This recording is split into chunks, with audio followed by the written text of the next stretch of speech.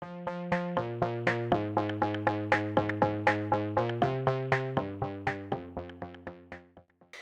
my guys, mumeze mute?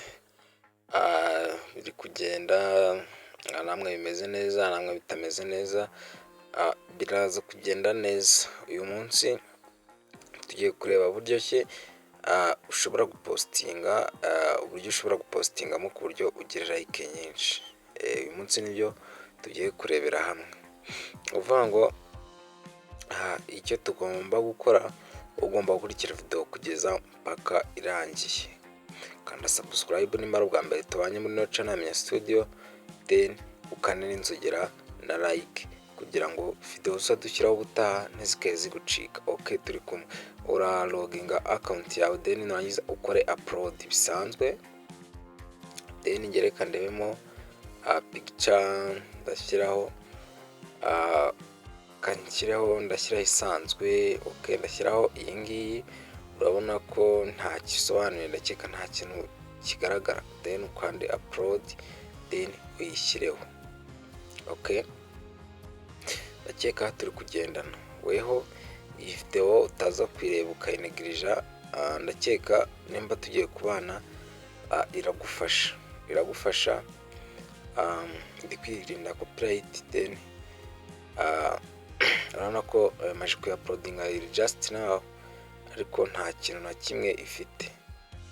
Nta kintu na kimwe ifite, nibwo maje kwishyiraho. Noneho then umaje kwishyiraho ni iki urakora? Then urabona urayikandaho. Then urabona kano kantu kari hano hejuru, kariho umutwe. Then uragakandaho itukanda okay. Then wewe ugomba gukora subscribe kugira ngo ntihagire video n'imwe izongera kujya igucika. Kandi like, utere na comment, then tujye dukomeza tubane. Nimba ari n'ikibazo wambaza nkagusubiza. Impamvu nakoze na video nuko hari umuntu wabimbajijeho, arambwira ati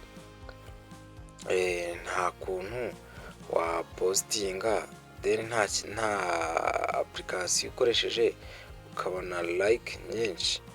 Okay, nuvuga ngo uyu rero ni umwanya. Urabona tukimara gukora bya bindi tumaje kubona like imwe. Okay, ndakeka turi kumwe.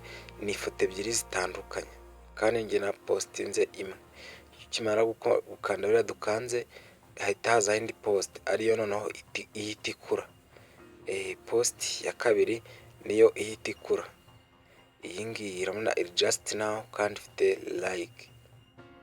Okay, ni imwe ariko ndaje mbereke urabureba ko ziriyongera uzireba.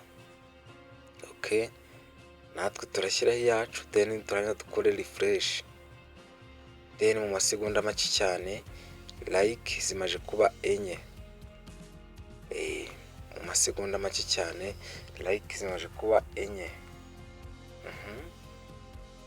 Urabona iriho naka kanya, ariko like zimaje kuba enye. Wowe icyo ugomba gukora ni subscribe, nkajya nkwereka video z'ubwenge zagufasha. Urabona ugiye no kuri notification, urabona ko like ziyongerewe. Icyo ugomba gukora ni subscribe. Turi kumwe mu zindi video zikurikira. Ciao.